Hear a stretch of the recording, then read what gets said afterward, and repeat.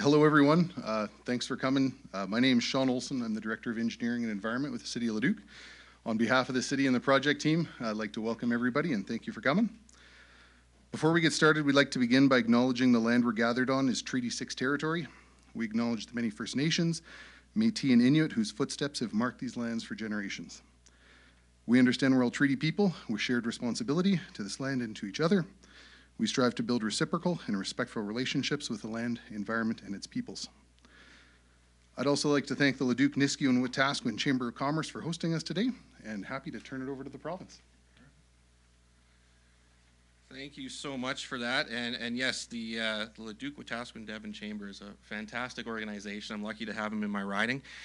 Thank you, everybody, for joining us today. We're joined here today by Deputy Premier Kaycee Madu, who is the Minister of Skilled Trades and Professions, and Minister Devin, Dreeshen, Transportation and Economic Corridors, along with Mayor Young and other councillor members from the City of Leduc. So thank you all for being here. As you may know by now, and if you don't, I will let you know, this interchange has been decades in the making. Many mayors and councils have advocated for this. And so that's why this is such a big moment, not only for the City of Leduc, but for the international airport as well and the whole region, on a project that is going to help economic development. It's going to create construction jobs, permanent jobs as well, that is much needed, of course, in this region, but also recognizes the hard work of everybody in this region in the growth of the city, one of the fastest growing communities in the province. And this interchange is really just the signal of and a sign to their hard work. And so I want to thank them as well for everything that they have done. It's been fantastic. So I'm glad to be here with everybody. And of course, this has been a commitment over the last year.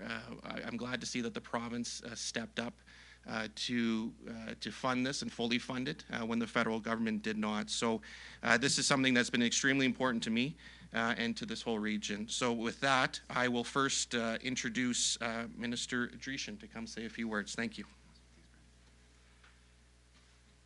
Sorry for the body check. Thanks everybody for being here today. And as Minister Rutherford pointed out, this project has been a long time in the making and is so important to this region. And so that's why it's very exciting to announce that work is actually finally going to start at Highway 2 and the 65th Ave interchange here at Leduc. Graham Construction has won the right to build this $112 million project. And we chatted with them today. They're excited to get to work on this. They're a great company that has done so many amazing projects here in the province of Alberta. And Graham just really has a good understanding of the needs of the work that we do, or that they do, and they obviously take so much pride in it. So I know as politicians, when this project is completed, we'll be able to see just great engineering work and construction work by Graham. And so of the specifics within this project is a new overpass over Highway 2, new on and off ramps from Highway 2, improvements to some existing ramps, intersection improvements at 65th Ave and 50th Street in Leduc, and the completion of the Perimeter Road and 65th Ave and at west of Highway 2. So the overall $112 million is $96.4 million from the province and $15.7 million from Leduc. And just as Minister Rutherford pointed out, just the expansion of the Edmonton Airport, STARS being able to have another access point. So on the safety side, this makes sense, not just on the economic development, but safety for everybody in the province of Alberta. So overall, the forecasted growth that have been projected for cargo trucks to go up by about 3% a year from this project, as well as international exports and trade by more capacity of about 4.5% every year. And then just the time savings, about 2 million hours of inbound and outbound commercial traffic savings every year, about 7 million hours for commercial flights for people going to the airport. So really just overall time savings for Albertans and economic development for this region, and then obviously the safety side for STARS having additional access. So overall, just an exciting announcement today, and happy to be a part of it. And I'll turn things over to Minister Madu. Thank you so much. Devin, and thank you, my colleague, Minister Rutherford. I am obviously very pleased to be here. This has been a long time in the making, a project that will not only benefit Leduc, but also the entire region. And as the MLA for Edmonton Southwest, I can tell you that my residents are going to also benefit from this particular project. So I do bring greetings to the mayor and council and the leadership in Leduc, the chamber, and the residents of this particular region from the provincial government, and indeed from our premier, Daniel Smith.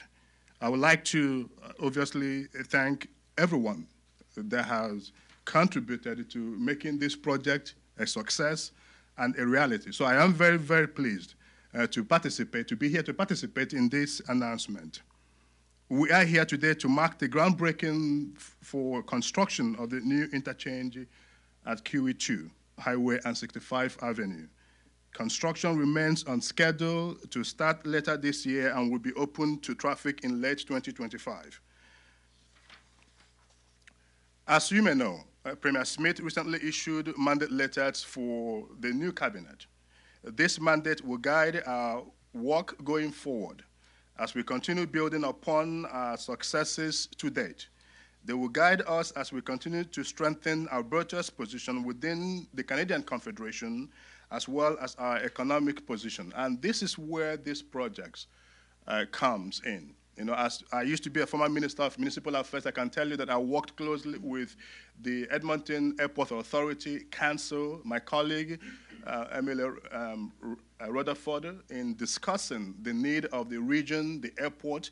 And so that was when I first became aware of the importance of this particular interchange.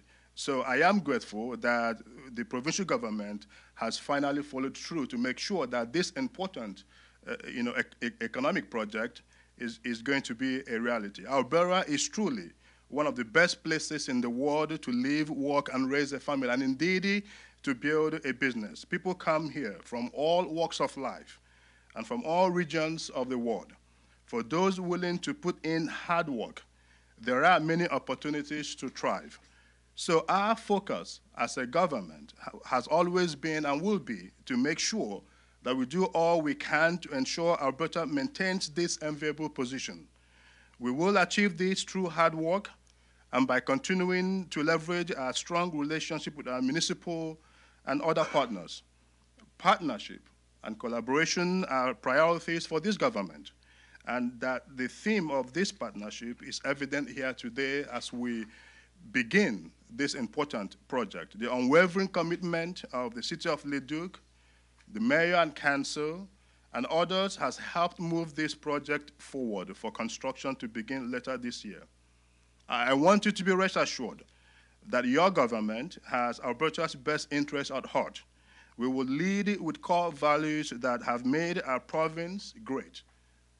Values such as freedom, family, faith, community, free enterprise, and hard work, and commitment to ourselves and our community. We will continue to celebrate our job creators and wealth creators because when they do well, our communities do well too. So I do want to congratulate His Worship and councillors who are present here today and the City of Leduc, and of course, Graham Construction on winning the construction tender. Thank you for having us. God bless.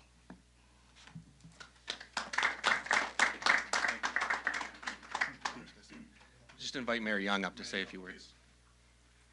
Thank you, Deputy Premier Madu. I'd like to echo the province sentiments and express how pleased the City of Leduc is to gather here today to award Graham Construction as a project contractor and see the work on 65th Avenue interchange get underway.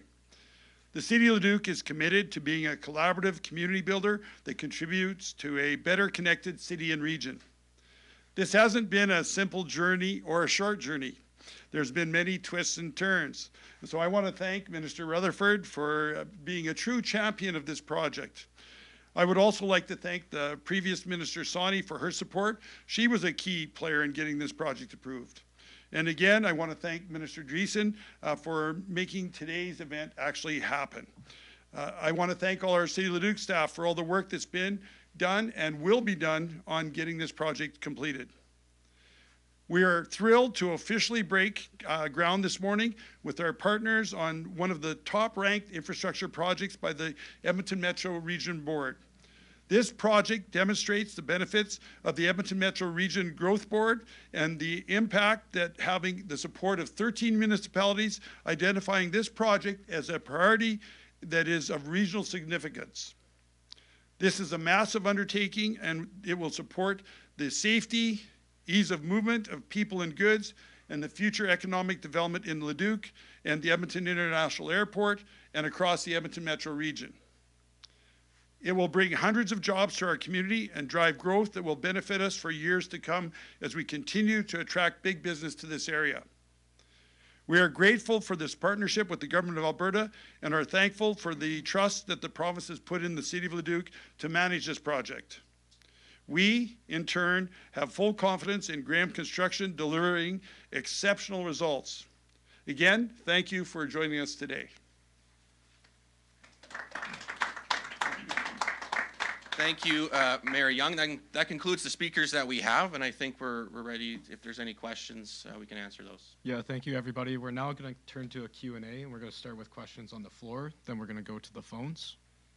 So if anybody has a question on the floor, if they want to step to that mic there, or can shout out.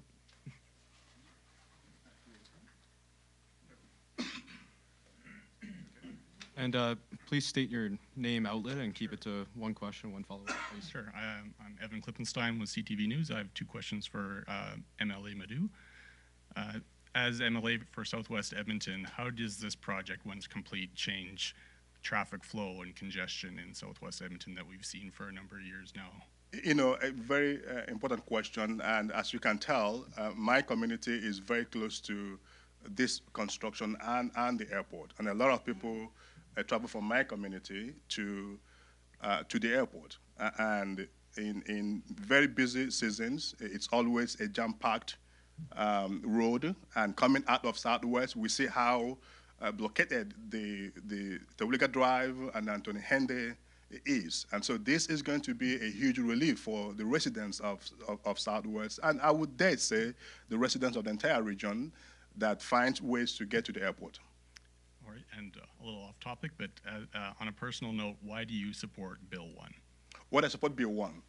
So Bill 1 is titled Alberta Sovereignty within a United Canada Act. And I think it's a no-brainer that those of us who took oath to protect and defend our province, pursue our province's best interest, have a responsibility to ensure that we end the constant intrusion by the federal government on exclusive provincial jurisdiction. You know, our nation is supposed to work when we collaborate, when we work together. We have seen several pieces of legislation that are very harmful to Alberta's economic and vital interest without any consultation with us by the federal government. That was not the intention of the founders of our country. That was not the intention of the chief architect of our Constitution. We have the Constitution is the foundational document that lays out the relationship between government and the people, and the various levels of government, in this particular instance, the federal level and the provincial level. And Alberta and other provinces have exclusive constitutional jurisdiction outlined in the Constitution. This act will ensure that we are able to say to the federal government, we believe we want to partner and collaborate with you, but on matters that are exclusive to us, stay in your lane. Thank you.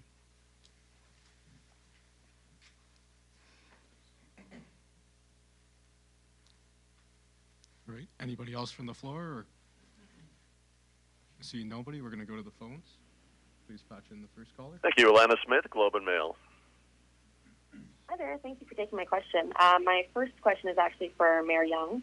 I'm just wondering, with the Alberta Sovereignty within a United Canada Act, which was introduced yesterday in the legislature, if it was passed, it would give Cabinet the authority to direct cities to disregard federal laws or policies.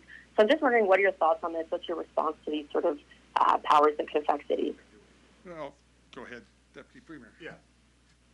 So I mean, I know that you asked the mayor that question, but having listened to the content, it's appropriate that I respond to that particular question. Then the mayor can supplement. We are the Alberta sovereignty within a United Canada Act will not direct municipalities to not comply with federal laws.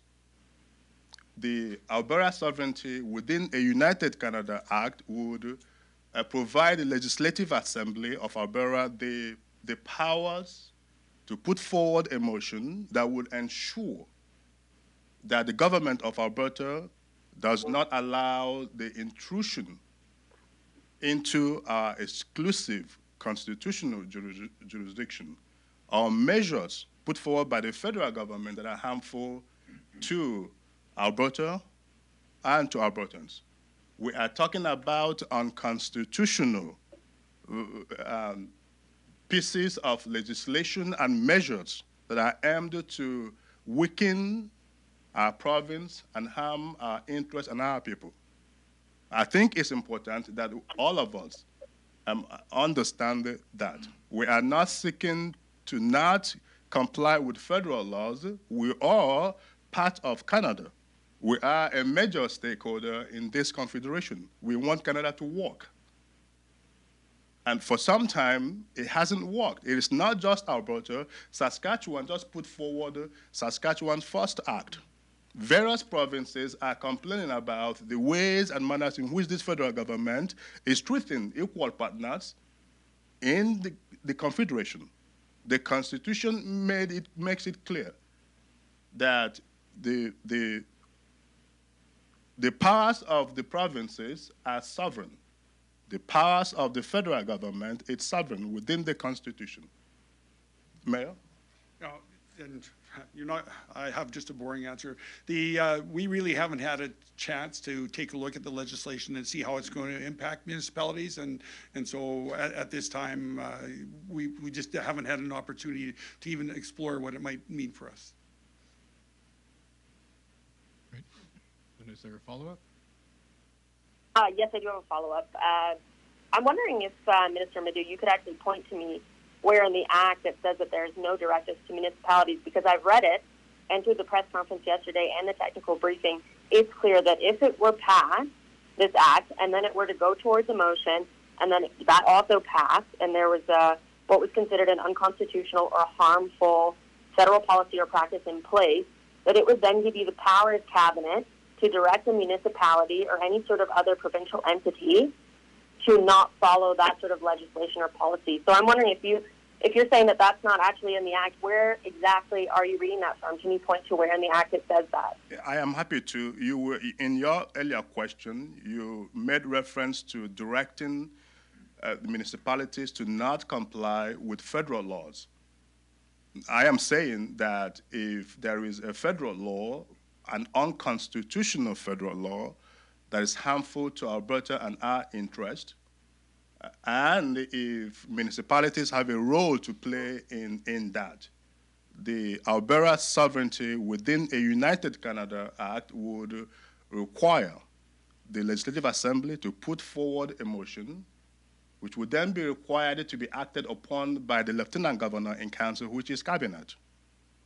At that point in time, Cabinet would then be able to make the directions. The Act lists certain kinds of provincial entities, including municipalities. But we are talking about unconstitutional laws meant to harm Alberta or violate our exclusive constitutional jurisdiction. Yes, I understand the Act. Right. So you're saying that, yes, this is something in the Act. I'm just wondering if I could ask my second question, because I just wanted to clarify there. Unfortunately, we're limited to one question, one follow-up for the city. Well, it was only one question. I just wanted a clarification. So I'm wondering if I could have my second question. I think I have answered your question. I said it. If the Yes, laws you put absolutely forward. have, but I'm just hoping I can ask my second unrelated question to that first one.